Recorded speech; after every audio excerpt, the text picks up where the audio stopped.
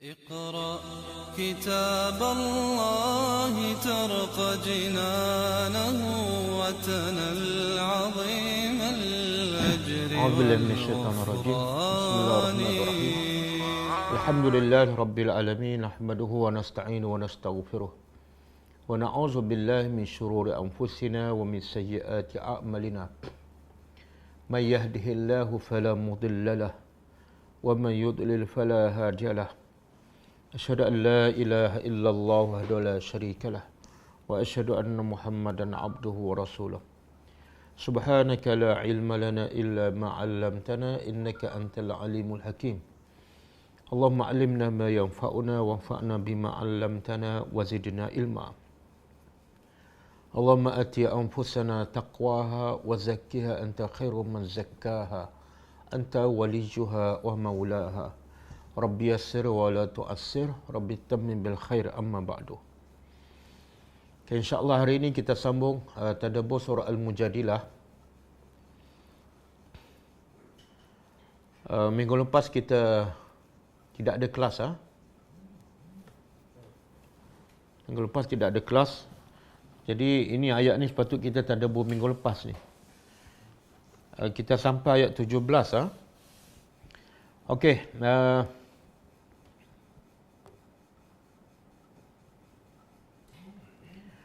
Sebelum kita sambung ayat 18, kita tengok pengajaran ayat-ayat lepas dan juga kaitan dengan ayat hari ini. Ayat yang lepas, Allah beritahu tentang adab orang-orang beriman bila berada dalam majlis. Keadaan orang beriman di zaman Rasulullah dan bagaimana adab mereka bila berada dalam majlis Rasulullah sallallahu alaihi wasallam. Antaranya ialah bila diminta untuk bagi ruang kepada mereka yang datang lewat, apatah lagi yang datang lewat ada kedudukan dan kelewatannya bukan disengajakan, maka adabnya ialah mesti bagi ruang pada mereka. Dan yang kedua, kalau tuan punya majlis minta kita bangun untuk bagi ruang pada orang yang datang kemudian, maka kita kena bangun walaupun kita terpaksa dikeluarkan daripada majlis. Adabnya ialah kita kena hormati tuan punya majlis. Dan balasannya bagi mereka yang menjaga adab ini, walaupun mungkin tidak disukai, tapi balasannya Allah janjikan, Allah lapangkan kehidupannya bukan dalam majlis, tapi dalam kehidupan dunia dan juga kehidupan akhirat. Dan Allah meninggikan kedudukannya. Sebab orang ini dikira, siapa yang menjaga adab, dikira sebagai orang yang berilmu. Dan orang yang berilmu, darjahnya di sisi Allah sangat tinggi. Yarfa'illahu alladhina amanu minkum wallazina utul ilma darajat. Allah mengangkat darjah orang-orang yang beriman dan orang-orang yang diberi ilmu. Begitu juga adab dalam majlis, iaitu tidak boleh bertanya soalan-soalan yang remeh-temeh, yang kadang-kadang mengambil masa Rasulullah dan membebankan Rasulullah. Sehingga turun ayat supaya sesiapa yang nak masuk kelas Rasulullah ataupun nak bertanya soalan, hendaklah mendahulukan sedekah. Dan sedekah itu bukan untuk kepentingan peribadi Rasulullah, tapi untuk kepentingan orang-orang miskin yang ada ketika itu. Tetapi hukum itu akhirnya dibatalkan. Dan juga begitu Allah, lepas tu Allah beritahu dalam ayat 14, Allah beritahu sifat ataupun sikap orang-orang munafik. Iaitu dia, orang munafik ni rupanya Islam, berjubah, berserban, berjanggut, kemudian solat bersama Nabi, berjihad bersama Nabi, tapi dalam hati mereka kufur kepada Allah. Sehingga Allah mencela mereka dalam ayat 14. Kamu lihat tak wahai Muhammad, mereka-mereka yang melantik orang yang dimurkai oleh Allah. Jadi orang munafik ni rupa dia Islam, tapi dia ada kerjasama dengan orang Yahudi. Yang mana Allah sifatkan orang Yahudi adalah orang yang al-maghdubi alaihim, yang dimurkai oleh Allah Subhanahu wa taala. Dan mereka juga suka bersumpah. Orang munafik ni Perisai utama mereka adalah sumpah untuk membuktikan mereka itu adalah bercakap benar. Dan Allah bagi amaran kepada mereka ini, orang-orang munafik, iaitu Allah akan sediakan azab yang syadida, azab yang pedih. Kemudian Allah bagi tahu senjata utama orang munafik ialah aiman, iaitu sumpah. Allah kata ittakhazu aymanahum junnatan. Mereka menjadikan sumpah-sumpah mereka sebagai junnah, iaitu perisai untuk melindungi kekufuran mereka dan kejahatan mereka. Kemudian Allah tempelak lagi orang-orang munafik dan juga semua sekali orang kafir, iaitu mereka buat kerja kejahatan, pengkhianatan kepada Islam sebab mereka banyak duit. Mereka, anak-anak mereka hebat. Jadi mereka yakin dengan harta, dengan pangkat, dengan kedudukan, dengan anak akan membantu mereka untuk selamatkan daripada azab Allah. Maka Allah jawab, lan tughni anhum amwaluhum wala auladuhum minallahi syai'a. Harta mereka yang banyak, anak-anak mereka yang mereka bangga, sedikit pun tidak boleh selamatkan mereka daripada azab Allah bila mereka diazab oleh Allah di akhirat besok. Bahkan Allah kata mereka itu menjadi penghuni neraka dan kekal selama-lamanya di dalam neraka. Okey, itu ayat yang lepas. Cerita adab orang beriman dengan Rasulullah dalam majlis ilmu. Cerita orang-orang munafik yang rupanya Islam, tapi sebenarnya hati mereka kufur dan pengkhianat kepada Islam. Dan ancaman Allah kepada mereka yang munafik dan juga yang kafir. Jadi ayat hari ini, ayat 18, Allah nak bagi tahu keadaan orang munafik dan orang Yahudi ini di akhirat besok.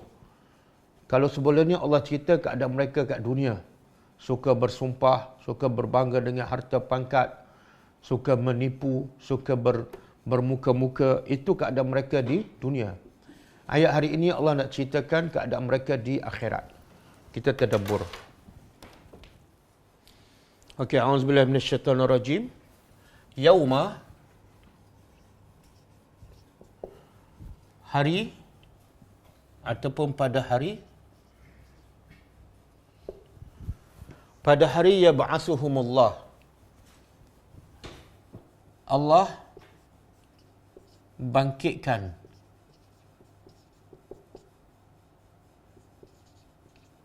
mereka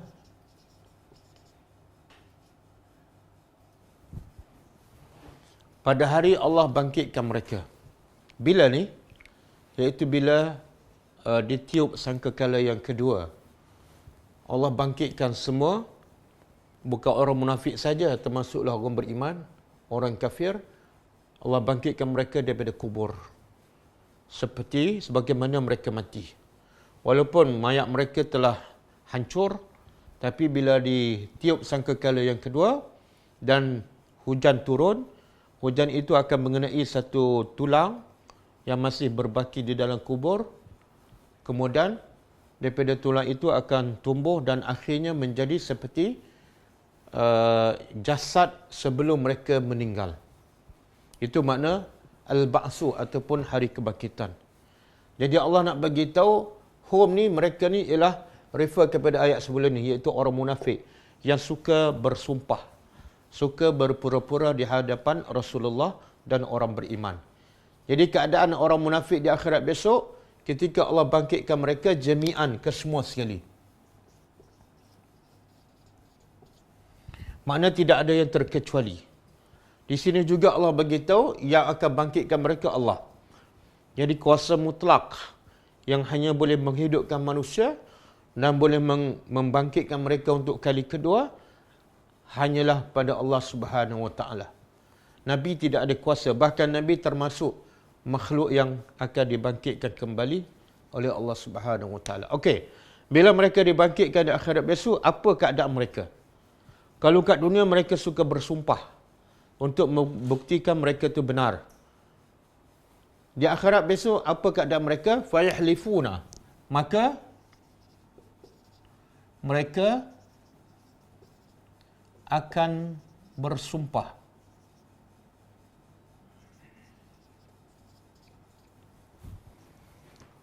Maknanya kalau kat dunia mereka suka bersumpah, setelah mati dan dibangkitkan di akhirat, mereka juga akan bersumpah. Perangai orang munafik masa kat dunia dan yang di akhirat sama, iaitu suka bersumpah. Cuma bezanya apa? Mereka bersumpah lahu, kepada Allah. Lahu ni balik kepada Allah. Mereka bersumpah kepada Allah, kama, sumpah yang macam mana tu? Mungkin kita tak faham, sumpah macam mana tu? Supaya kita faham, Allah bagi contoh. Kama, sebagaimana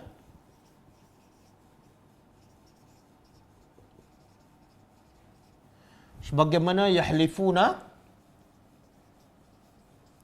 mereka bersumpah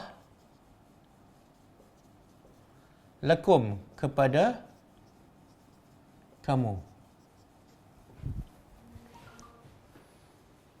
Beza dia apa dia? Sumpah orang munafik kat dunia dengan sumpah mereka di akhirat. Kalau kat akhirat mereka bersumpah kepada Allah, di hadapan Allah, sebagaimana mereka bersumpah masa kat dunia, lakum, kepada kamu, iaitu di hadapan Rasulullah dan orang-orang beriman. Sumpah sama sumpah, cuma di akhirat dia bersumpah lahu, kepada Allah. Di dunia mereka bersumpah kepada Nabi dan kepada orang yang beriman. Jadi kalau kita nak tahu sumpah orang munafik di akhirat besok, kita tengok macam mana mereka bersumpah kat dunia. Macam itulah. Bila dia jumpa orang beriman, wa idza laqul ladzina amanu qalu amanna. Bila mereka jumpa orang beriman, dia kata wallahi kami beriman dengan kamu. Yang kami pergi jumpa orang kafir itu adalah berpura-pura, kami main-main. Dan Allah sebut dalam Al-Quran juga bentuk sumpah mereka ketika di akhirat besok. Iaitu dalam surah Al-An'am ayat 23. Surah Al-An'am ayat 23. Kita pernah tadabbur ni. Surah Al-An'am hari Rabu malam. Yang malam ni lah. Surah Al-An'am ayat 23. Summalam takun fitnatuhum illa an qalu. Ini sumpah mereka, wallahi rabbina ma kunna musyrikin. Okey, ayat lepas tu 24.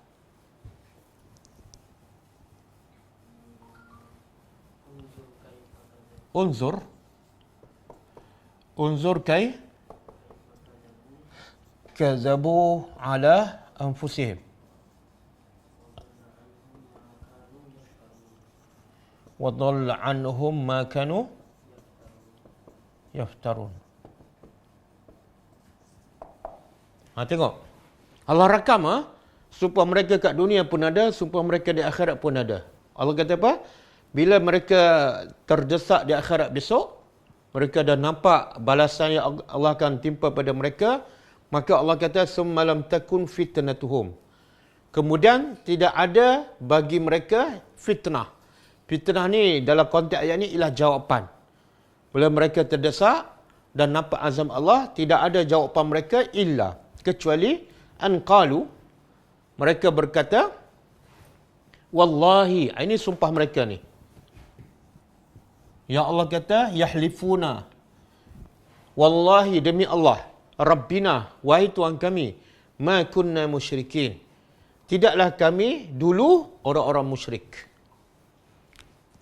Ada pendapat mengatakan bila mereka bersumpah ni, iaitu bila mereka tengok depan mata mereka orang beriman yang dulu pernah bersama mereka di Madinah. Tengok orang beriman selamat je masuk syurga. Tiba-tiba mereka tak boleh masuk. Ketika ini dia bersumpah, wallahi demi Allah, Tuhan, wahai Tuhan kami, kami tidak pernah mensyirikkan engkau. Ini sumpah ni, ada wallahi. Kemudian Allah tempelak mereka, unzur, lihatlah wahai Muhammad, kaifa, bagaimana kazabu ala anfusihim, bagaimana mereka sebenar berdusta ke atas diri mereka sendiri. Allah kata mereka bersumpah dan berdusta. Tapi dusta mereka bukan kepada Allah. Bukan kepada Rasulullah. Tapi sebenarnya mereka berdusta kepada diri mereka sendiri. Kemudian Allah kata, وَضَلَّ عَنْهُمْ. Sia-sialah daripada mereka apa yang mereka dulu yaftarun, yang mereka reka-reka. Yang apa yang mereka usahakan masa kat dunia, bersumpah ke, berpura-pura ke, solat ke, semuanya sia-sia. Jadi pengajaran untuk kita apa dia? Pertama, jangan bersumpah. Orang beriman ni sebenarnya tak perlu bersumpah. Orang beriman saling percaya antara satu sama lain. Bila kita bercakap dengan orang beriman kena percaya pada kita, kita kena percaya pada dia. Soal dia nak berdusta, itu dia dengan Allah. Tak perlu kita sampai tahap bersumpah. Bila kita bersumpah, sebenarnya kita ada masalah keyakinan. Iaitu kita tak percaya orang boleh percaya apa yang kita cakap. Maka kita cari satu alat untuk meyakinkan orang supaya percaya. Iaitu dengan sumpah. Yang kedua, hidup ni jangan berpura-pura. Yang kedua, hidup jangan berpura-pura. Jangan berdusta. Jangan bercakap bohong. Sebab bila dah mula bercakap bohong, dia akan terus bercakap bohong sampai bila ni? Bukan sampai mati ni. Sampai ke akhirat pun dia akan bercakap bohong. Okey, kemudian Allah kata apa? وَيَحْسَبُونَ. وَيَحْسَبُونَ, dan mereka mengira ataupun menyangka. Hisab, mengira. Mereka ni iaitu orang munafik. Mereka mengira annahum, dengan sumpah tu, annahum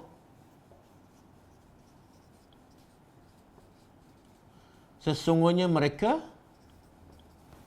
ala syai'in, atas sesuatu.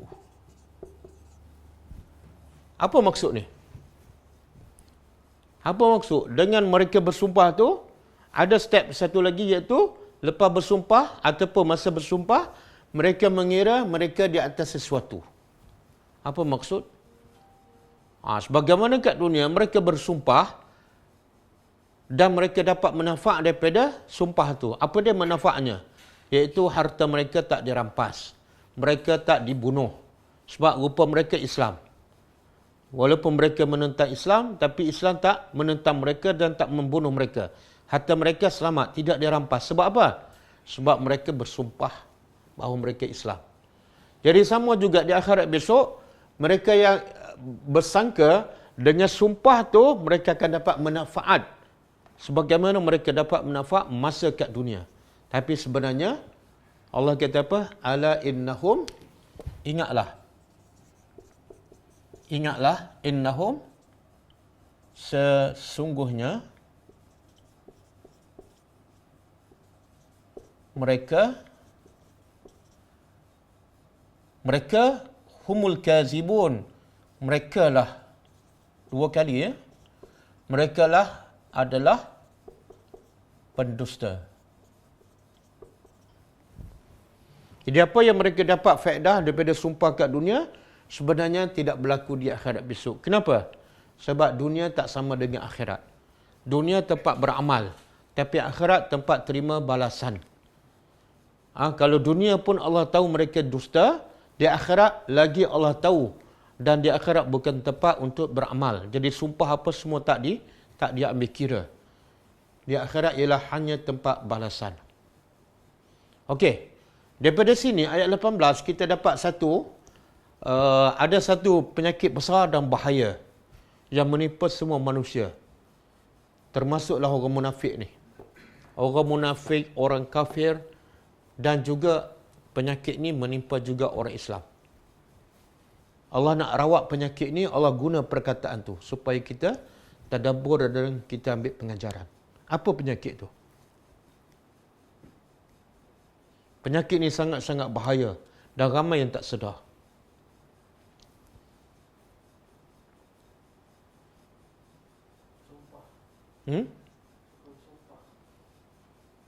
Sumpah ni, biasanya penyakit ni hanya orang munafik lah, orang Islam segelintir lah. Tapi ada satu penyakit yang orang Islam ramai buat. dan mereka tak perasan. Berdusta mungkin orang Islam buat, tapi dia perasanlah itu salah kan. Yang ni dia buat tapi dia tak perasan, itu satu kesalahan dan itu satu penyakit yang bahaya. Apa dia?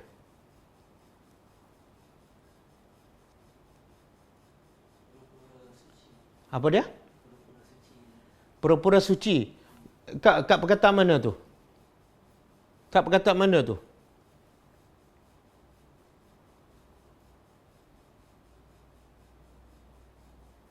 Oh, penyakit cinta dunia, riak, syirik, takabur, bid'ah.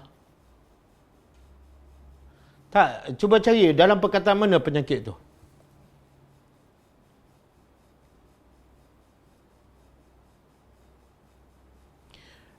Berbohong saya dah cakap tadi. Berbohong, orang Islam ramai berbohong tapi dia tahu benda tu salah. Ini penyakit yang orang Islam pun ramai buat tapi dia tak perasan. Itu adalah salah. Itu adalah penyakit yang sangat-sangat bahaya. Ente jawab apa tadi? Rasa sentiasa betul. Dalam perkataan apa? Ini. Ini penyakit ini. Banyak Allah tegur dalam Quran. Kalau kita buka Al-Quran, perkataan yahsabuna afahasibtum, ada berpuluh. Sama ada pada orang kafir ataupun pada orang Islam.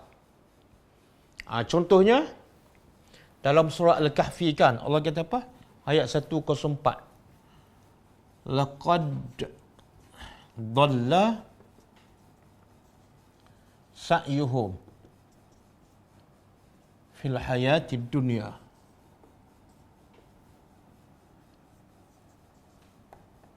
Fil hayati dunya.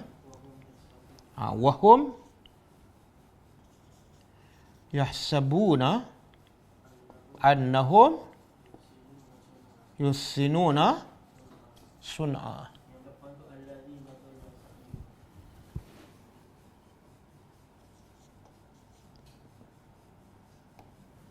Allazina dhalla sa'yuhum fil hayatid dunya wa hum yahsabuna annahum yuhsinuna sun'a. Tengok. Ada tak perkataan yahsabuna? Ada. Ini penyakit ni. Cuba kita tadabbur. Allah kata apa? Allazina, orang-orang yang tak nampak buat buat. Silau ke? Tu Siti Mahawa tu. Dia kata tak nampak buat buat. Okey. Tengok kita tadabbur. Perkataan penyakit ni yahsabuna.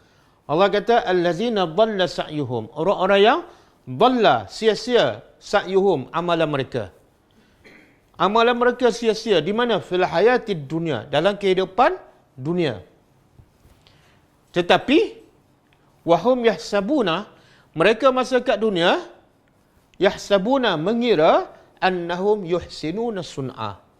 Mereka yuhsinu daripada hasan, melakukan perkara yang hasan, yang baik. Ini penyakit ni. Sebenarnya amalan dia sia-sia, tapi dia sangka apa? Yuhsinuna sun'a. Bahaya. Orang kafir, orang Yahudi yakin bahawa amalan dia betul, walaupun amalan dia sesat. Orang Nasrani pun sama. Yakin dia adalah ahli syurga, walaupun amalannya sesat. Orang Islam pula apa dia? Dia rasa amalan dia betul. Contohlah, yang suka buat benda bid'ah kan. Yuhsinuna sun'a. Kami zikir, kami berselawat kan. Selawat perdana, Bukit Juntung berselawat kan. Yuhsinuna sun'a. Tapi tidak sama dengan Nabi. Sebab itulah kata Syekhul Islam Ibn Taymiyah, orang yang paling bahagia, dengar, orang yang paling bahagia ialah orang yang sentiasa takut dan risau amalannya tidak ikhlas ataupun amalannya tidak selari dengan Rasulullah sallallahu alaihi wasallam. Ya Allah, inilah orang yang paling bahagia. Apa dia? Ada rasa takut dan risau. Tapi kalau yahsabuna, mengira dia buat baik, ni orang yang paling celaka ni. Orang yang paling celaka ialah orang yang rasa amalan dia betul. Menakutkan. Sebab tu ada seorang tabi'in nama dia Ibnu Abi Mulaikah. Ibnu Abi Mulaikah. Dengar dia kata apa? Aku jumpa 30 orang sahabat Nabi. Yang sempat aku jumpa lah 30 orang sahabat Nabi. Tidak ada seorang pun yang yakin mereka ni bersih daripada sifat munafik. Saya ulang, Ibnu Abi Malikah dia kata, aku sempat jumpa 30 orang sahabat Nabi. Semuanya rasa mereka ni ada sifat munafik. Dan tidak ada seorang pun daripada 30 orang sahabat yang aku jumpa yang rasa iman dia macam malaikat Jibril ataupun Mikail. Subhanallah. Maknanya sahabat Nabi bersih daripada penyakit yahsabuna. Sangka. Walaupun mereka ahli syurga. Berapa ramai yang solat malam, rasa dia betul. Berapa ramai yang solat berjemaah di masjid, rasa dia betul. Berapa ramai yang suka bersedekah, rasa dia perasan, dia rasa dia betul. Amalan dia terbaik. Berapa ramai yang buat umrah, buat haji berkali-kali, cerita pada orang. Bila cerita, ada penyakit yahsabuna. Sebab dia rasa betul lah dia cerita pada orang. Kalau dia rasa takut tak diterima, takut tak ikhlas, dia akan sembunyikan. Dia akan sembunyikan. Okey? Ini penyakit ni. Dan boleh tengok juga surah Al-Mu'minun. Surah Al-Mu'minun.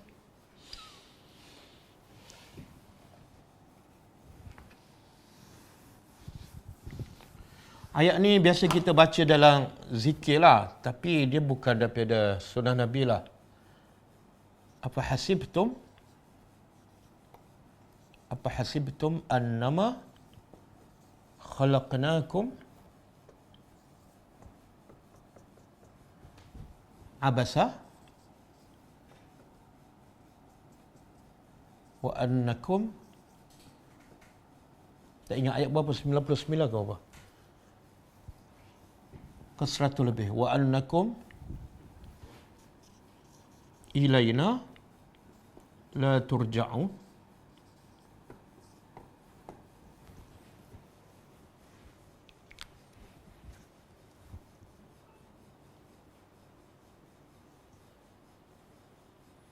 Okey. Ayat berapa? 115. Ayat 115. Okey. Cuba kita tadabbur. Ni ada perkataan hasibah. Dia hasibah ni sama ada dalam bentuk fi'il mudhari' yahsabun ataupun dalam bentuk fi'il madhi. Allah kata apa? Afa hasibtum.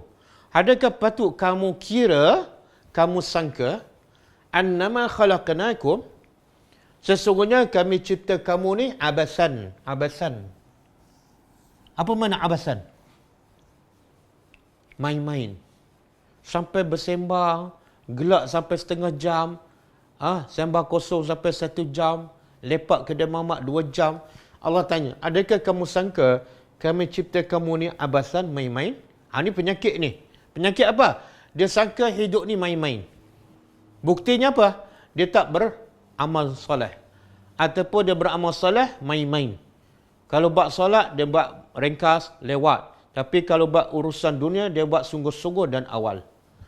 Dan, wa annakum ilaina la turja'un. Dan kamu sangka bahawa kamu ni kepada kami, kamu tidak akan dikembalikan. Sehingga kamu tak bersedia untuk mati. Adakah patut macam tu? Ini hasibah. Penyakit.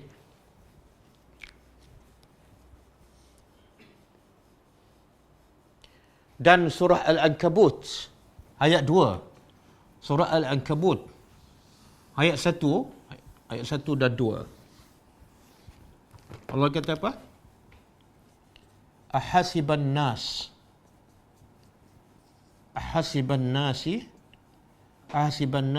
an yutraku an yaqulu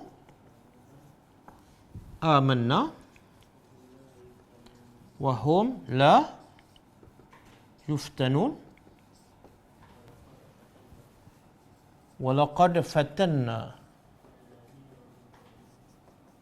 allazina min qablihim qablihim fala ya'lamanna Allahu allazina sadaqu wa la ya'lamanna al-kazibin. Ayat 1, ayat 2 dan 3. Tengok. Allah beritahu lagi penyakit ni. Terlalu banyak ayat yang ada hasibah, hasibatum yahsabun. Penyakit rasa betul. Allah kata apa? Ahasiban nas. Adakah patut manusia hasibah, mengira, menyangka? Adakah patut manusia ini menyangka bahawa ayyutraku, mereka akan dibiarkan. Dibiarkan apa? An yaqulu amanna. Dibiarkan hanya mengucap kami dah beriman, kami dah solat, kami dah puasa. Adakah patut dia sangka cukup dengan ucapan? Wahum la yuftanun. Sedangkan mereka tidak diuji. Ujian belum sampai, tiba-tiba dia perasan dia ahli syurga. Dia memang orang yang soleh. Dia memang kaki masjid. Sedangkan ujian belum. Bahkan Allah tegaskan, walaqad fatanna. Dan pasti sesungguhnya, fatanna, kami telah uji orang-orang yang sebelum mereka.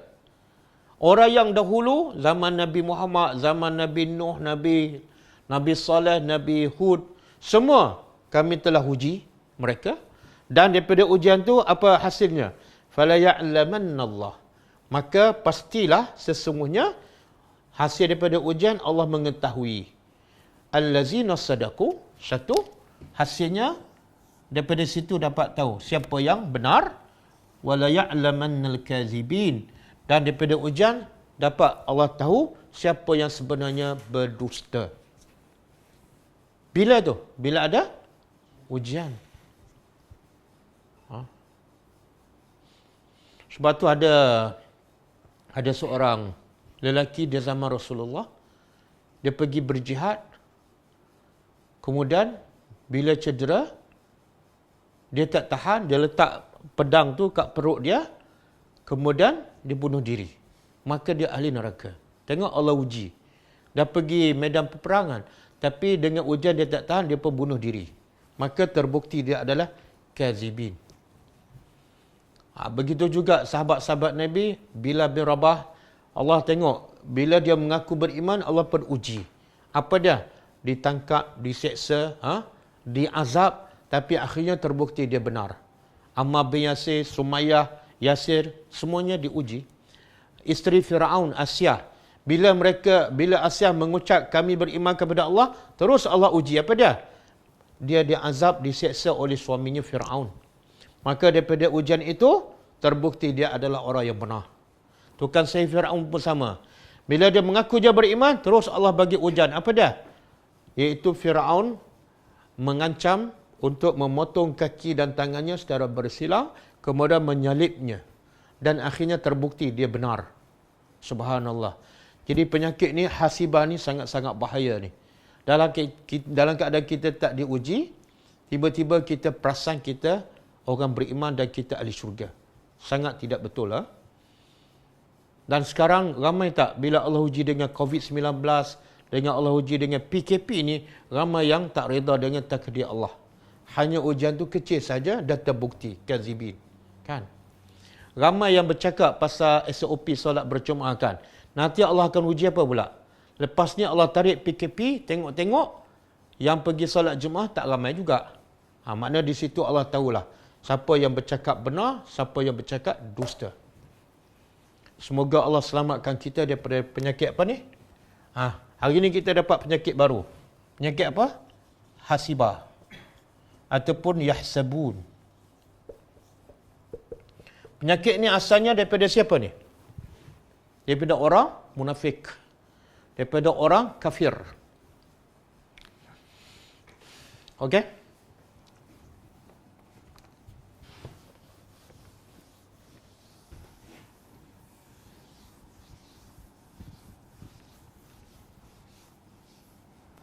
Kemudian, ayat seterusnya, Allah kata apa? Istahwaza.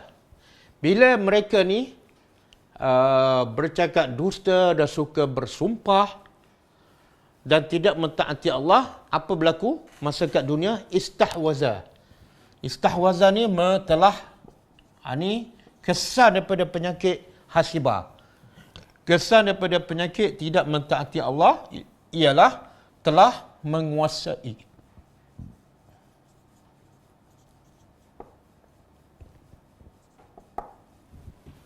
Menguasai. Dia istahwaza ni daripada haza. Haza makna dia hata. Hata. Kita biasa dengar dalam Quran. Wallahu muhitun. Wallahu muhitun. Wallahu muhitun. Makna apa ni? Ini kalau manusia. Kalau Allah muhitun apa makna? Allah meliputi manusia ni. Manusia duduk dalam ni. Allah meliputi iaitu Allah mengetahui, Allah mendengar, Allah melihat semua perbuatan manusia. Sebab Allah meliputi mereka. Okey, istahwaza makna dia sama. Iaitu telah meliputi ataupun telah menguasai alaihim ke atas mereka syaitan. Syaitan kita dah belajar kan. Syaitan ni ialah bukan makhluk. Tapi dia adalah sifat. Yang bermakna apa? Yang jauh daripada rahmat Allah. Daripada perkataan syatuna. Yang bermakna ba'uda. Yang telah jauh. Kalau yang jauh, ba'idun ataupun syaitan. Jadi syaitan adalah sifat kepada makhluk yang jauh daripada rahmat Allah. Sama ada dia manusia ataupun jin. Tapi bila syaitan disebut dalam Quran, dia lebih kepada syaitan daripada kalangan jin. Jadi Allah kata orang munafik ni masa kat dunia suka bersumpah, suka berbohong sampai tahap apa? Syaitan menguasai mereka. Ni. Ini orang munafik ni, syaitan istahwaza meliputi. Kalau kita tadabbur perkataan istahwaza ni sangat-sangat menakutkan. Bila syaitan meliputi mereka, apa maksud dia? Tidak ada ruang sikit pun dia boleh keluar. Sebab semua tertutup. Semua dikawal oleh syaitan. Sebab tu kita bagi orang beriman, jangan sampai tahap syaitan istahwaza. Mesti ada ruang juga. Kalau syaitan masuk pun, ada ruang untuk kita keluar. Ada ruang untuk kita keluar. Kalau dah istahwaza, habis. Bila syaitan meliputi manusia, menguasai manusia, apa berlaku? Fa'ansahum. Lalu, dia melupakan mereka. Melupakan mereka. Syaitan melupakan manusia. Sebenarnya syaitan ni tak ada kuasa. Tapi Allah sandarkan perbuatan lupa tu kepada syaitan sebab syaitan adalah sebagai penyebab. Manusia lupa. Allah yang melupakan, tapi penyebabnya ialah syaitan. Jadi bila syaitan meliputi manusia ni, sampai tak boleh nak keluar, apa berlaku? Maka syaitan menjadikan manusia lupa zikrullah. Zikrullah ni saya dah beritahu, makna yang paling tepat ialah ta'atullah. Syaitan menjadikan manusia lupa mentaati Allah. Bila sebut mentaati Allah, termasuklah solat, puasa, tadabbur Al-Quran, berzikir, puasa, haji, sedekah, semua sekali. Okey. Jadi kita tengok apa target syaitan ni. Syaitan ni kerja dia apa dia?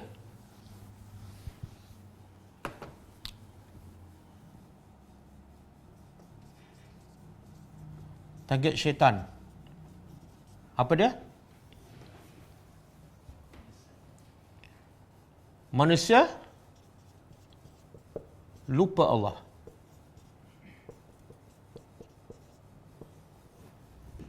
Kan? Manusia lupa Allah.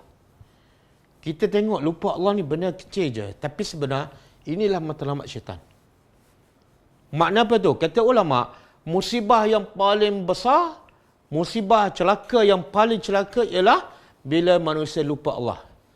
Sebab apa? Bila lupa Allah, maka dia akan buat segala maksiatnya. Dia akan buat segala kemungkaran. Jadi syaitan nak itu je. Kamu nak sihat ke? Silakan. Kamu nak body slim ke? Silakan. Tapi aku akan pastikan kamu lupa pada Allah. Kamu nak kaya ke? Itu masalah kamu. Tapi kerja aku menjadikan kamu orang kaya yang lupakan Allah. Jadi kata ulama, musibah yang paling besar ialah lupa pada Allah. Sebab tu Allah sebut dalam surah apa ni? Surah Az-Zumar ayat 22. Fawailun lil qasiyati qulubuhum an zikrillah. Min zikrillah. Surah 22, ayat 22. Surah Az-Zumar ayat 22. Allah kata apa? Fawailun, celakalah bagi al-qasiyah, orang yang hati-hati mereka keras. Keras daripada apa ni? Zikrillah. Tengok, sama dengan tujuan syaitan. Tujuan syaitan, bila syaitan menguasai manusia, target dia ialah bukan manusia sakit, bukan manusia miskin, tapi manusia lupa kepada Allah. Dan Allah pun kata, celakalah orang yang hatinya keras, sampai tidak boleh ingat kepada Allah.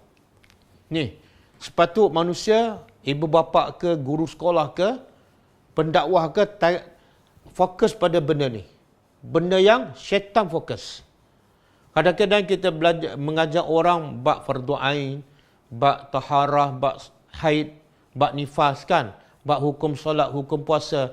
Tapi manusia solat tapi lupa Allah. Khayal je. Manusia pergi umrah tapi buka aurat. Lupa pada Allah. Kita lupa sebenar dalam kita mengajar hukum tu, kita terperangkap dengan syaitan.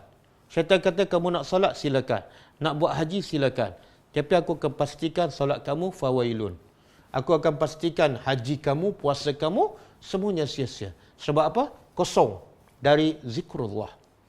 Hanya pergerakan badan sahaja. Hati tidak sama ikut dengan perbuatan badan. Okey? Dan kita nak tengok apa strategi syaitan. Ni, target syaitan, target dia manusia supaya lupa Allah. Strateginya apa? Apa alat yang digunakan? Bisikan. Macam mana tu? Bisikan macam mana?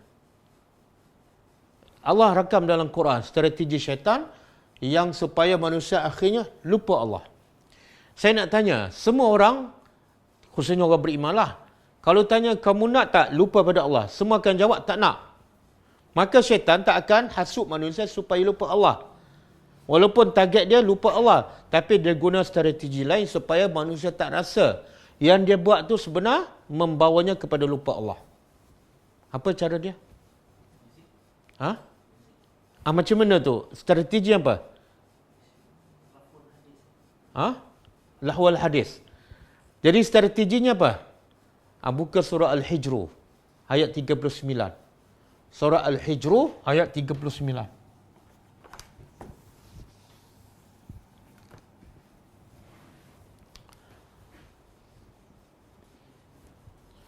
Dia, apa sumpah syaitan? Fabima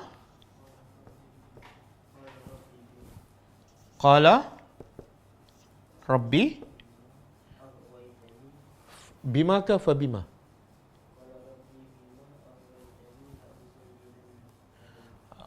Qala Rabbi bima aghwaytani la uzayyinanna lahum fil ardi wa la ughwiyannahum ajma'in.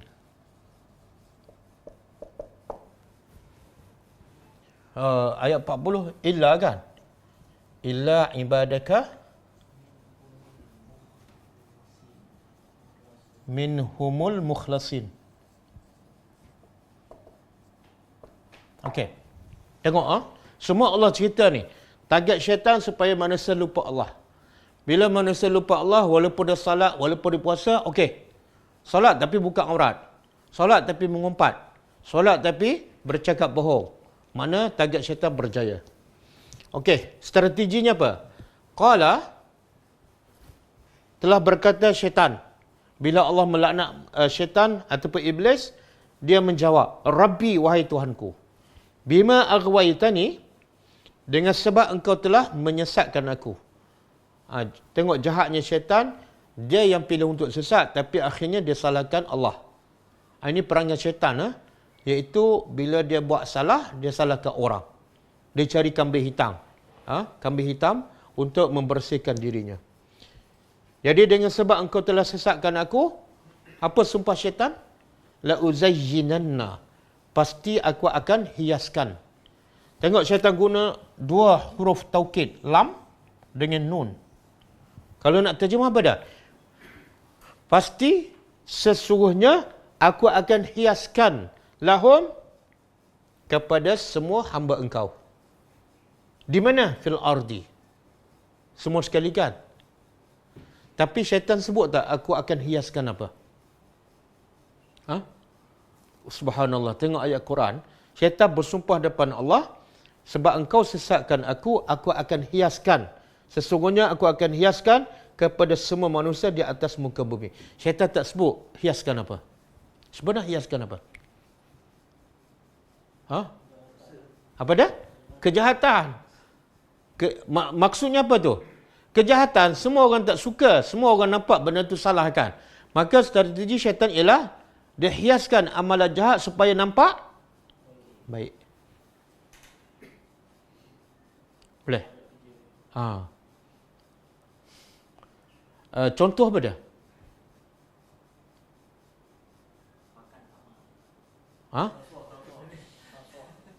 Rasuah. Rasuah dia guna perkataan lain apa dia? Hadiah ataupun duit kopi kan? Duit kopi. Okey, itu orang lain lah. Tapi syaitan tipu tak kita? Kita mungkin tak buat kerja tu rasuah ke apa kan? Tapi kita ni ada tak pernah ditipu oleh syaitan? Kita buat benda salah sebab kita rasa benda tu betul. Ada? Contoh? Masing-masing bagi tahu cerita pengalaman, sharing. Contoh amalan bid'ah. Betul, amalan bid'ah tu salah satu. Amalan tu tak baik. Sebab apa? Sebab bukan daripada Nabi. Tapi dihiaskan apa dah? Kita zikir. Kita berselawat kan? Bukan karaoke. Maka akhirnya dia akan teruskan. Dan dia tak akan bertaubat. Okey, kita pun tak buat benda bid'ah kan? Bila kita menjawab tu macam orang je kena tipu kat syaitan. Kita ni sentiasa selamat je. Kononnya jaga kesihatan kan? Naik basikal kan? Orang yang belajar agama, kononnya nak jaga kesihatan naik basikal. Tapi sampai 2-3 jam. Kan? Lepas tu penat hari tu, satu hari tak baca Quran. Apa dia? Lepas tu kadang-kadang pakai baju ketat. Kenapa? Sebab kalau pakai baju longgar, orang kata kita tinggal zaman. Semua orang pakai ketat kan? Tapi niat dia apa dah? Nak jaga kesihatan. Satu, pakai baju ketat. Kemudian, masa pula sampai 2-3 jam. Penat satu hari, tak sempat berzikir pagi, tak sempat baca Quran. Kan? Sedangkan Nabi kata, kalau hati kamu sihat, badan kamu sihat. Tapi kita fokus pada fizikal kita. Hati tak sihat. Kadang-kadang makan. Masa kita nak beli makanan tu, syaitan hiaskan. Pembaziran tu nampak cantik apa dah? Kalau tak habis tengah hari, makan malam. Kan? Kita simpan makan malam. Tengok-tengok malam, tak makan pun. Membazir buang. Berlaku tak? Berlaku. Kadang-kadang kita baca buku kan, buku agama, tapi azan.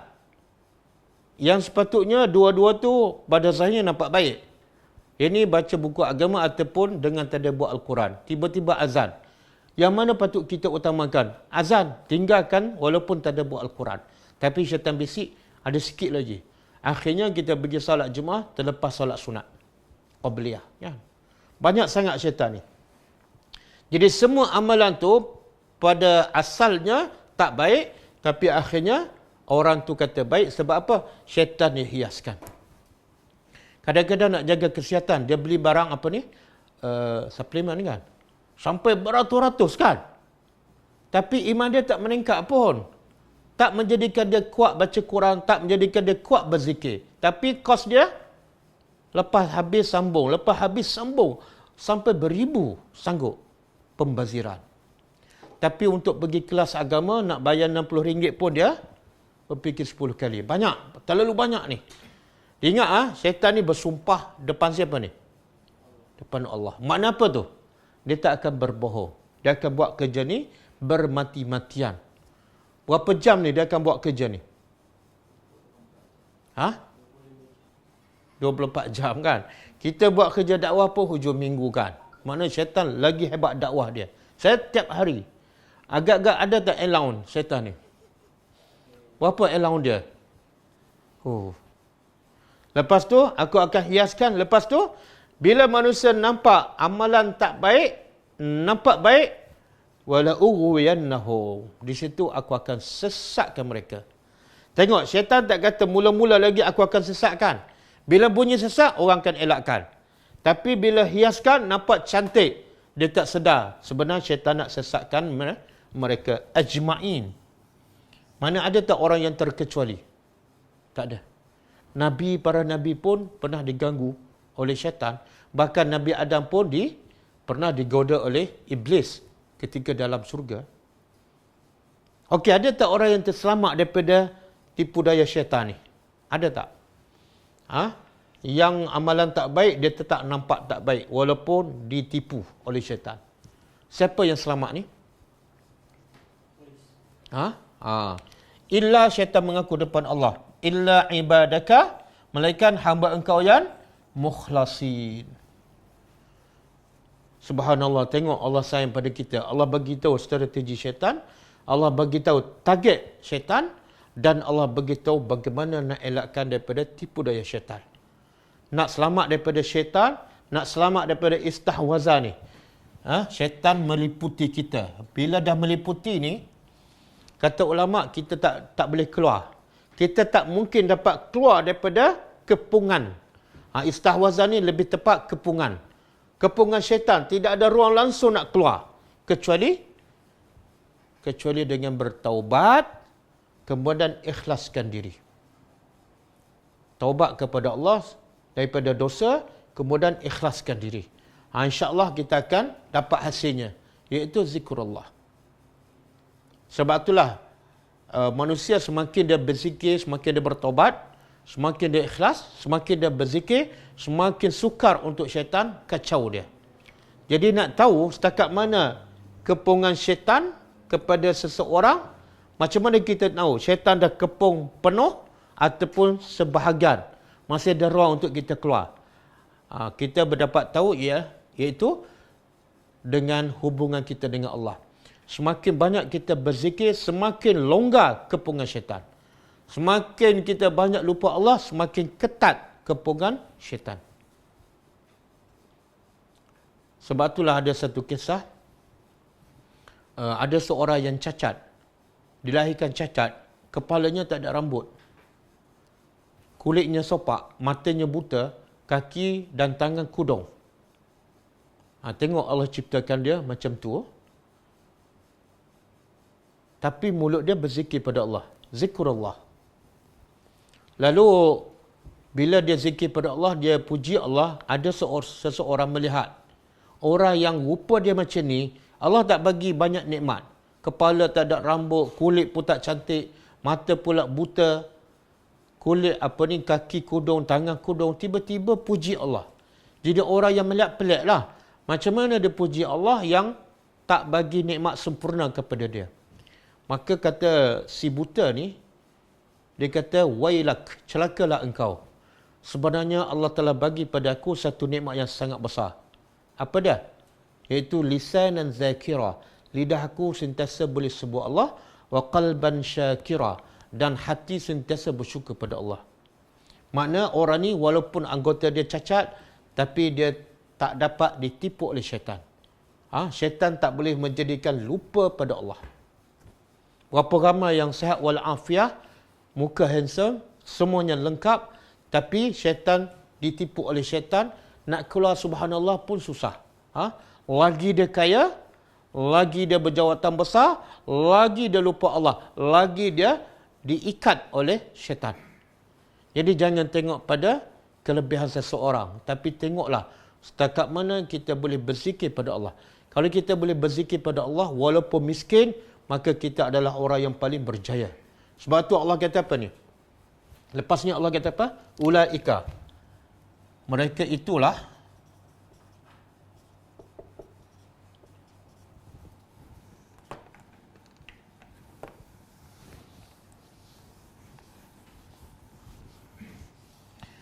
itulah Hizbus Syaitan. Parti, Hizbu ni parti syaitan. Saya nak tanya, ada tak orang yang tubuh parti namanya parti syaitan? Ada tak? Tak ada. Semua orang tak nak. Tapi ada tak orang yang tubuh parti tapi dia memang parti syaitan? Walaupun nama bukan parti syaitan. Ada tak? Ada.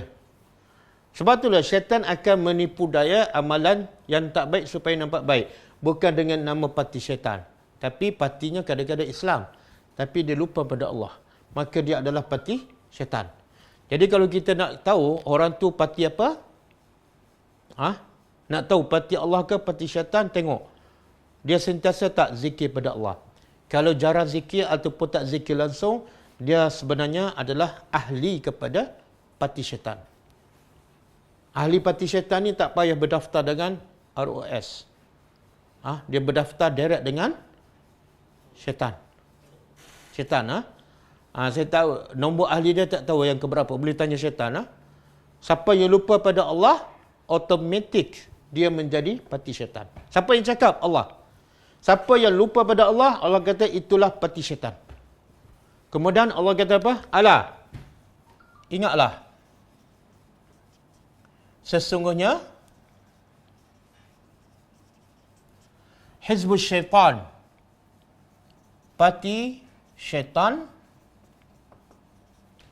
adalah mereka itulah orang-orang yang rugi.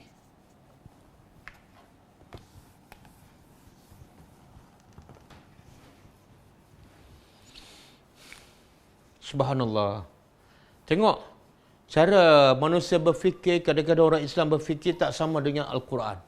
Manusia berfikir orang yang rugi ialah orang miskin, orang yang gajinya kecil, orang yang gagal dalam kehidupan. Itu cara manusia berfikir. Tapi cara Al-Quran berfikir ialah, orang yang rugi bukan orang yang miskin. Orang yang rugi ialah orang yang tidak berzikir pada Allah. Dan mereka itulah dah menjadi ahli parti syaitan. Jadi tengok anak kita kan. Anak kita berapa lama dia berzikir setiap hari? Berapa lama dia baca Quran setiap hari? Ataupun dia lebih banyak lupa Allah? Kalau banyak lupa Allah, anak kita dah automatik menjadi ahli parti syaitan.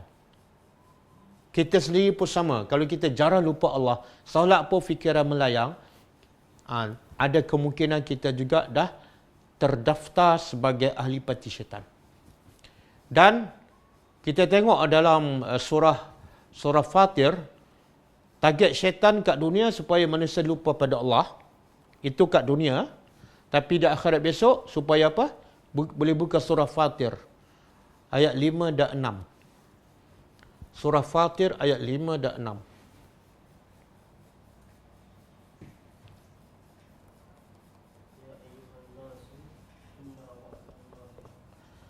Ya ayuhan nasu inna wa'dallahi haqqun fala taghurrannakum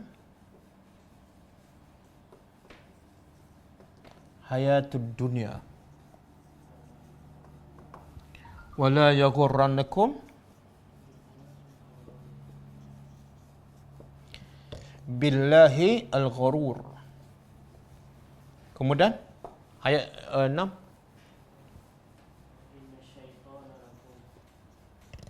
Fa inna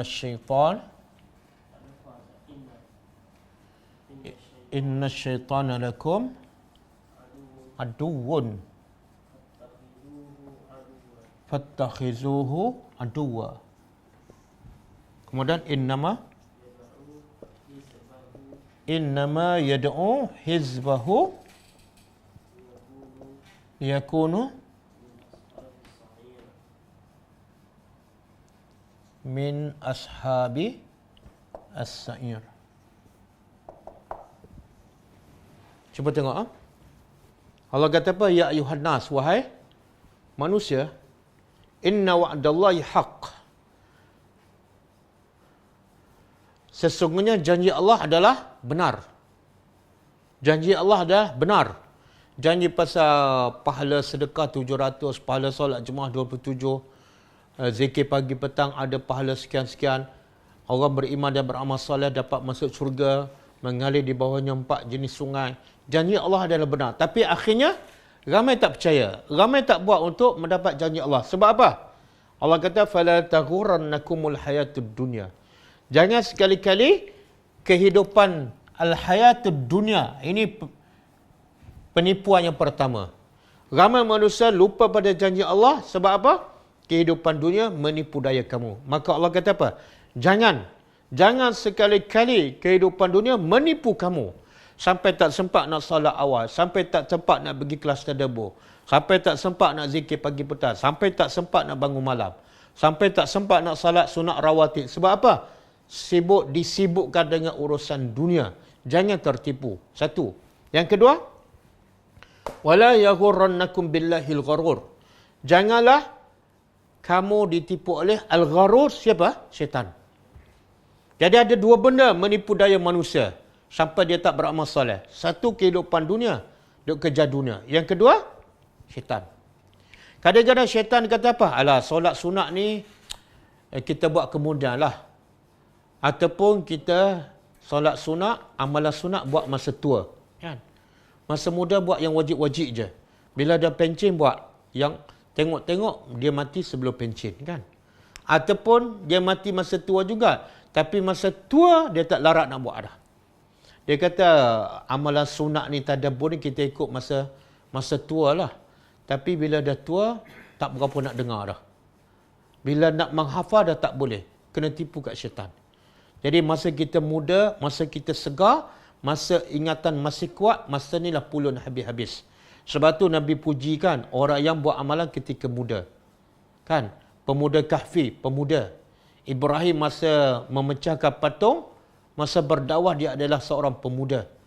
Dan sahabat Nabi di peringkat awal dakwah di Mekah kebanyakan pemuda. Dan Nabi kata yang dapat pelindungan Arash, 7 golongan kan, kebanyakan orang muda. Orang yang muda membesar dalam keadaan beribadat kepada Allah.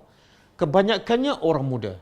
Sebab masa mudalah tenaga kita kuat, fikiran kita cergas, ingatan kita kuat. Masa itulah kena pulun habis-habis. Jangan pulun masa dah tua, ingatan dah tumpul, tenaga pun dah lemah, nak solat banyak pun dah tak boleh. Jadi Allah kata jangan ditipu oleh kehidupan dunia dan jangan syaitan menipu kamu. Kemudian Allah kata apa? Sesungguhnya syaitan yang menipu kamu tu bagi kamu adalah aduun, musuh. Dia bukan kawan. Kenapa kamu jadikan dia kawan? Kenapa kamu jadikan dia penasihat kamu? Dia adalah musuh. Fattakhizuhu aduwa. Maka ambillah dia sebagai musuh. Jangan ambil dia sebagai kawan. Jangan ambil dia sebagai penasihat. Dia musuh. Mana mungkin kamu jadi baik kalau kamu ambil perompak sebagai penasihat? Mana mungkin kamu berakhlak mulia kalau kamu ambil peminum arak sebagai penasihat? Syaitan ni lebih jahat daripada perompak, lebih jahat daripada penzina. Jadi amat mustahil bila orang tu menjadikan syaitan sebagai kawan, mustahil dia akan menjadi baik. Kemudian Allah bagi tahu target syaitan kat dunia supaya manusia lupa Allah. Target syaitan di akhirat, innama yad'u hizbahu, Sesungguhnya syaitan tu menyeru hizbahu, partinya. Hizbahu ni partinya maksud apa? Anggota parti dia. Sama ada orang ataupun jin. Kerja syaitan, yad'u. Yad'u ni apa makna dia? Yad'u makna dia berdakwah. Jadi syaitan, Allah guna perkataan yad'u fi'il mudhari'. Jadi syaitan berdakwah 24 jam. Supaya apa? Mengajak pengikut-pengikutnya liyakunu, supaya akhirnya mereka menjadi min ashabis sa'ir, penghuni neraka sa'ir. Ya Allah, jahatnya syaitan. Jadi syaitan bukan nak kita mati. Kalau kita panjang umur pun lagi bagus. Lagi panjang umur, lagi lupa pada Allah, lagi banyak dosa, lagi lama masuk neraka. Okey? Jadi ambil pengajaran daripada ayat 19. Apa dia? Jangan sampai syaitan istahwaza, kepung kita sampai tidak ada ruang untuk lari. Yang kedua, benda yang paling bahaya dalam hidup kita, hidup anak-anak kita dan hidup orang Islam ialah benda yang paling bahaya. Apa dia? Bukan lapar, bukan miskin, tapi lupa pada Allah. Jadi pastikan diri kita sentiasa zikrullah. Anak-anak kita, isteri kita sentiasa zikrullah. Sebab itulah Nabi sebut dalam satu hadis kan, bila seseorang itu tergelincir, maka dia kata celakalah syaitan. Maka syaitan akan menjadi semakin kuat. Tapi kalau dia sebut bismillah, dengan bismillah, dengan zikir, syaitan akan menjadi semakin lemah. Jadi cara nak mengalahkan syaitan ataupun nak buka ikatan kepungan syaitan ialah dengan bertaubat, dengan zikrullah, dengan ikhlaskan diri kepada Allah Subhanahu Wa Taala. Dia tak perlukan kos, dan semua tu perlu pada ilmu lah. Kita nak ikhlaskan diri, nak tahu cara tipu daya syaitan, kena tadabbur Al-Quran. Okey. Cukup Saya nak sebut sikit pengajaran. Pengajaran daripada ayat 19 ni. Ayat 19 sangat penting. Boleh catik siapa yang sempat catik boleh catik. Pertama, pengajaran ayat 19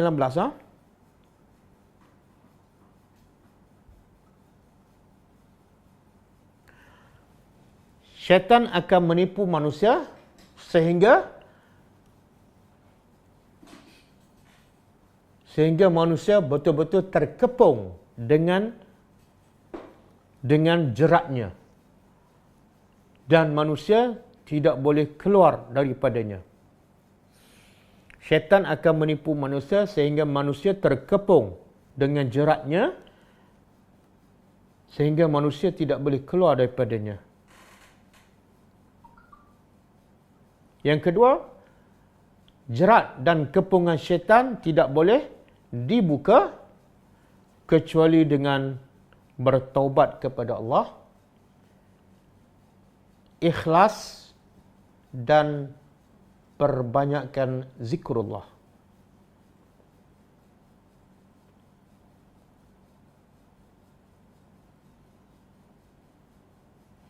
Yang ketiga,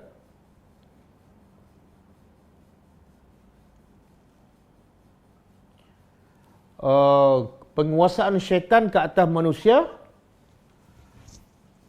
Penguasaan syaitan ke atas manusia boleh dikesan. Penguasaan syaitan ke atas manusia boleh dikesan mengikut sekadar setakat mana lupa manusia kepada Allah. Mengikut sekadar setakat mana lupa manusia kepada Allah. Jadi semakin, kalau lupa tu sikit, kepungan syaitan tak kuat. Kalau lupa semakin banyak, pagi pun lupa, petang pun lupa, maka kepungan syaitan semakin kuat. Yang keempat,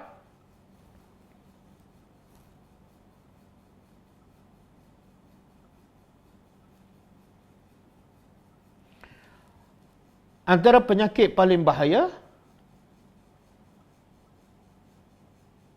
kepada manusia,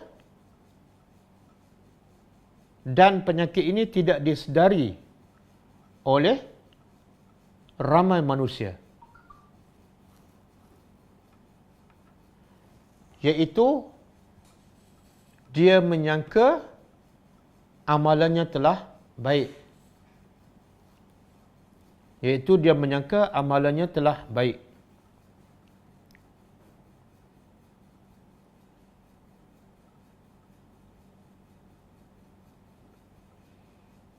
Dan alangkah ramainya mereka yang menyangka demikian. Yang kelima, balasan Allah yang paling dahsyat kepada manusia di dunia. Balasan Allah yang paling dahsyat kepada manusia di dunia ialah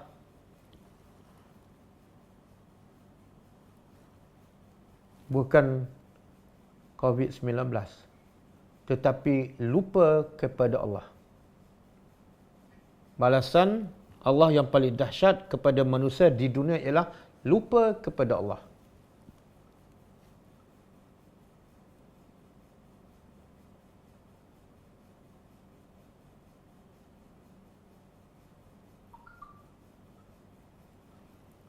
Lidah, tambah sikit, lidah keluh daripada berzikir kepada Allah. Lidah keluh daripada berzikir kepada Allah.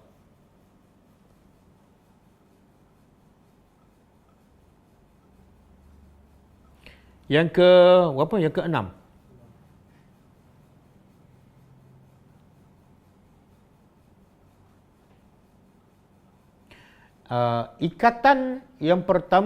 Ikatan syaitan yang pertama kepada manusia. Ikatan syaitan yang pertama kepada manusia ialah menahan lidah manusia daripada berzikir. Ikatan syaitan yang pertama kepada manusia ialah menahan manusia daripada berzikir kepada Allah ataupun mentaati Allah. Kita tengok orang tu sihat kan, tapi mulut tak berzikir, tak puji Allah. Sebenarnya dia telah ditawan oleh syaitan. Yang ketujuh, sesiapa yang lupa Allah,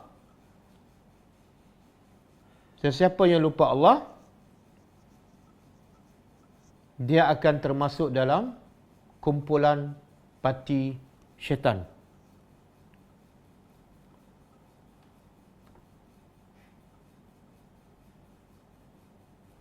Yang ke-8, maksiat dan dosa adalah penghalang paling besar kepada manusia daripada berzikir kepada Allah, tadabbur ayat-ayat Al-Quran dan menghafal Al-Quran. Maksiat dan dosa adalah penghalang paling besar kepada berzikir pada Allah, tadabbur ayat-ayat Allah dan menghafal Al-Quran. Sebagaimana kita tadabbur dalam surah Al-Mutaffifin. Iza tutla alaihi ayatuna qala asatirul awwalin kalla bal rana. Ran tu dosa, penyebab manusia tak faham Al-Quran dan susah nak menghafal. Dan yang terakhir, yang ke-10, yang ke-9, zikrullah adalah sebesar-besar amalan yang boleh membersihkan hati dan menghalang daripada tipu daya syaitan. Kita baca soalan. Kita baca soalan sikit. Salam Ustaz, kalau salat berjemaah suami isteri, bolehkah isteri melakukan iqamah? Tak. Pendapat paling kuat, isteri tak boleh iqamat. Pendapat paling kuat, wanita tidak disunatkan azan dan tidak disunatkan iqamah. Dan ada pendapat mengatakan kalau perempuan sesama perempuan, imam pun perempuan, makmum pun perempuan, maka ketika itu dibolehkan wanita iqamah. Tapi kalau dengan lelaki, tidak disunatkan wanita walaupun dia isteri untuk melakukan iqamah. Assalamualaikum Ustaz. Di mana saya boleh dapatkan buku zikir pagi petang terbitan? Buku zikir pagi petang boleh beli melalui staf ulam. Cuma saya nak betulkan, buku zikir pagi petang ni bukan terbitan kita. Dia adalah cetakan daripada Indonesia. Kita tolong jual sahaja. Jadi boleh kontak staf ulam, iaitu Izzaharuddin. Harga dia dah RM5 ya. Buku zikir pagi petang, harga dia dah naik RM1 sahaja. Jadi RM5. Sebelum ni RM4 ya.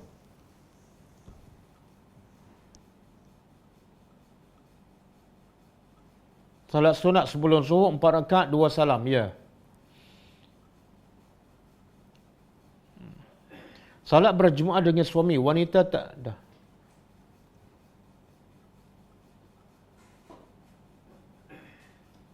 Salat sunat. Tak ada soalan. Kau tak boleh buka. Assalamualaikum Ustaz. Boleh tak solat qabliyah zuhur selepas solat? Okey. Boleh tak solat sunat qabliyah zuhur selepas solat zuhur? Tak. Dia solat sunat qabliyah, maka mestilah solat qabla sebelum zuhur. Cuma kalau kita terlepas disebabkan kesibukan yang tak dapat dielakkan, maka kita boleh qada solat sunat qabliyah selepas zuhur. Pernah berlaku pada zaman Nabi. Nabi sendiri mengqadakan solat sunat ba'diyah, solat sunat selepas zuhur. Nabi tak sempat solat sebab ada tetamu, Nabi sibuk, maka Nabi qadakan solat sunat ba'diyah zuhur, Nabi qada di waktu asar. Jadi jawapannya, kalau kita tak sempat solat sunat qabliyah sebelum zuhur disebabkan kesibukan yang tak dapat dielakkan, maka dibolehkan qada selepas zuhur. Contohlah, kita dah ambil wuduk kan, tiba-tiba terbatal. Bila pergi masjid, orang dah qamat. Jadi tak sempat nak solat sunat qabliyah, maka dibolehkan kita qada selepas fardu zuhur.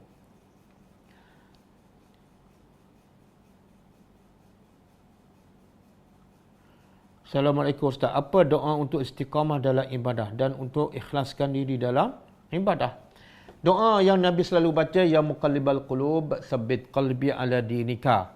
Sebenarnya doa tu sangat-sangat penting. Sehingga Nabi yang hati dia teguh dan tetap istiqamah, tapi Nabi tetap berdoa. Sebab Nabi bila ditanya oleh isteri Rasulullah, kenapa kamu masih berdoa? Ya muqallibal qulub, tsabbit qalbi ala dinika. Yang bermaksud, wahai Tuhan yang membolak-balikkan hati manusia, tetapkan hatiku di atas agama engkau. Iaitu teguh, istiqamah beramal dan tetap ikhlas. Maka Nabi jawab, sebab hati manusia berada di tangan Tuhan. Tuhan boleh bolak-balikkan bila-bila masa, sekelip mata je. Maka sebab tu kita kena sentiasa takut daripada Allah boleh balakkan hati kita menjadi tak beriman, menjadi malas. Maka salah satu cara untuk mengelakkan ialah selalu baca doa, ya muqallibal qulub, tsabbit qalbi ala dinika.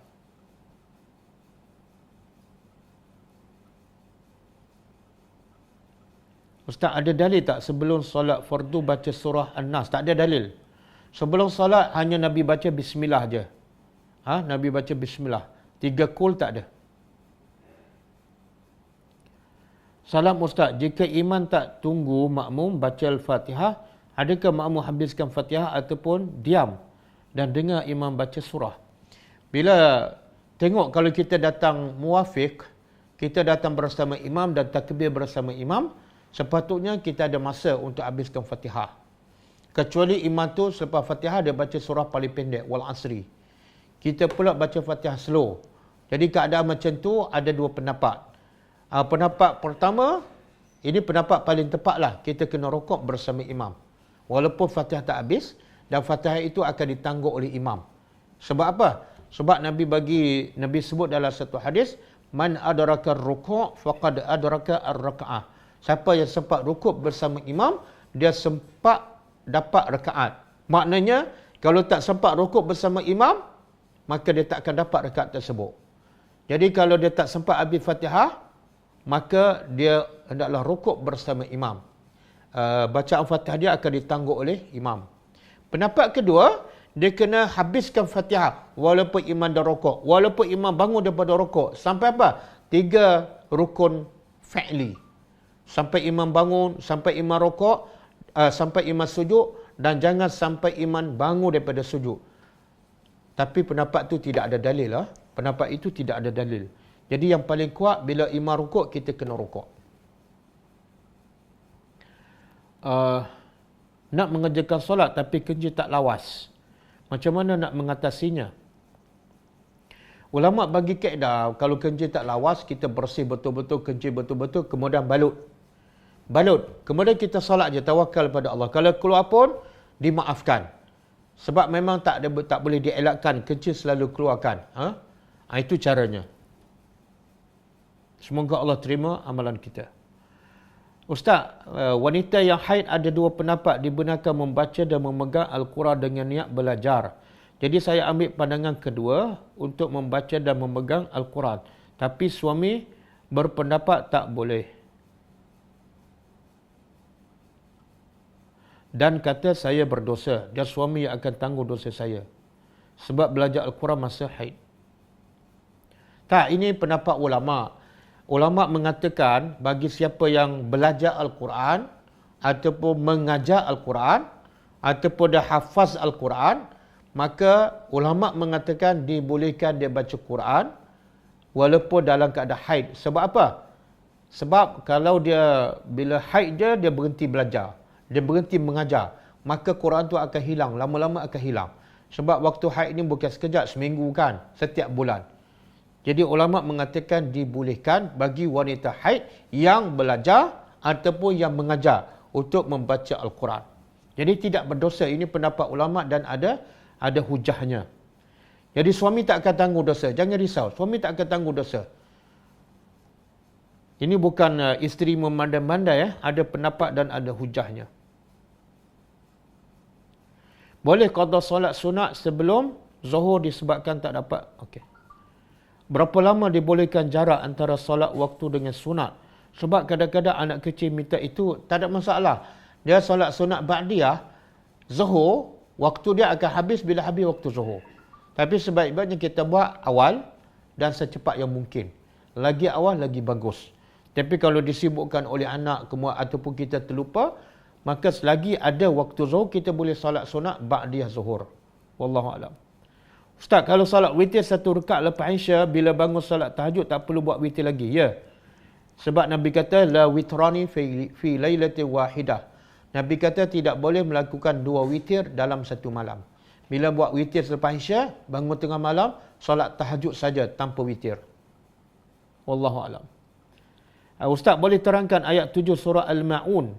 Ciri-ciri orang yang macam mana yang perlu kita tolong, yang minta tolong. Perlu tak kita menilai latar belakang orang yang kita nak tolong itu?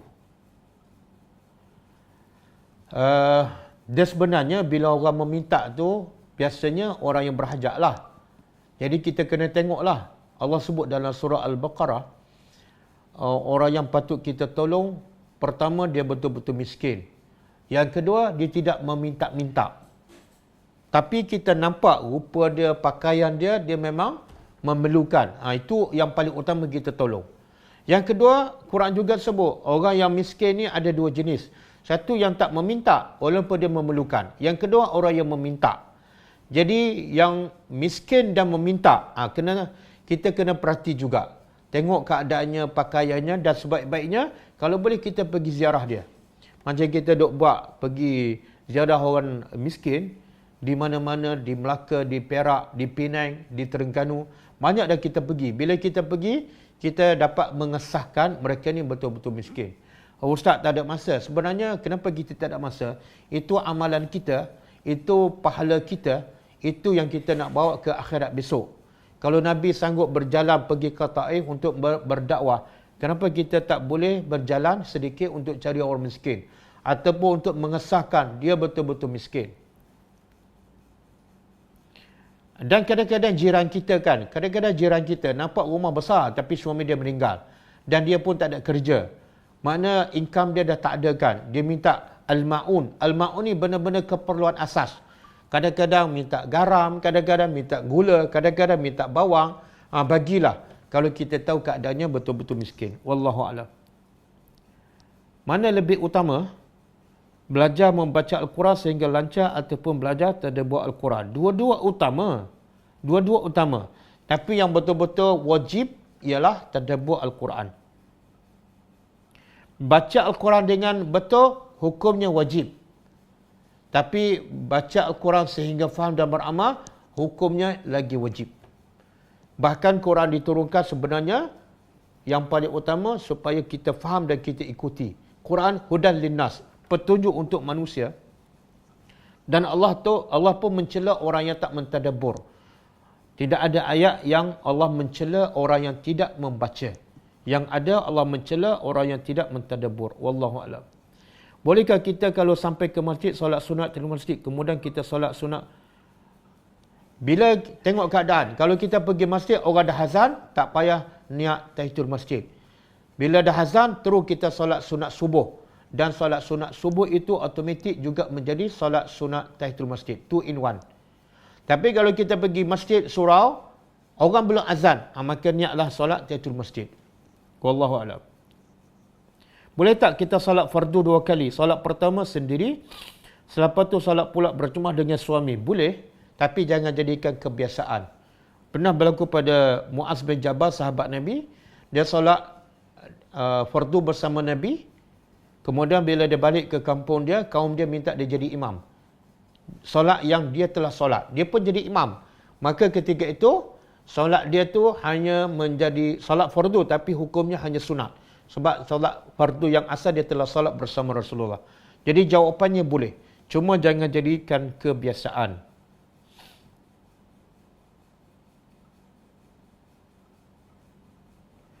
Ustaz, bolehkah kita solat fardu jadi makmum kepada imam yang solat sunat? Boleh. Berdasarkan kisah Muaz bin Jabal, Muaz solat Isya, tapi bagi dia hukumnya sunat. Dan makmum tu, kaum dia solat Isya, tapi hukumnya adalah fardu. Jadi daripada kisah tu, boleh kita solat fardu sebagai makmum, berimamkan orang yang solat sunat. Hukumnya boleh.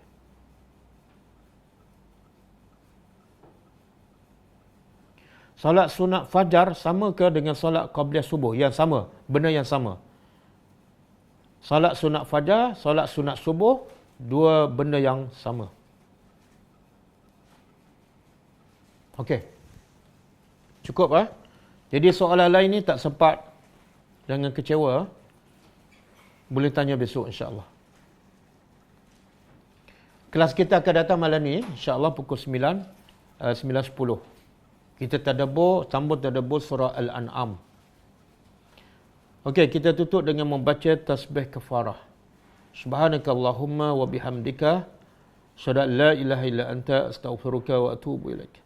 Assalamualaikum warahmatullahi wabarakatuh. اقرأ كتاب الله ترق جنانه وتنى العظيم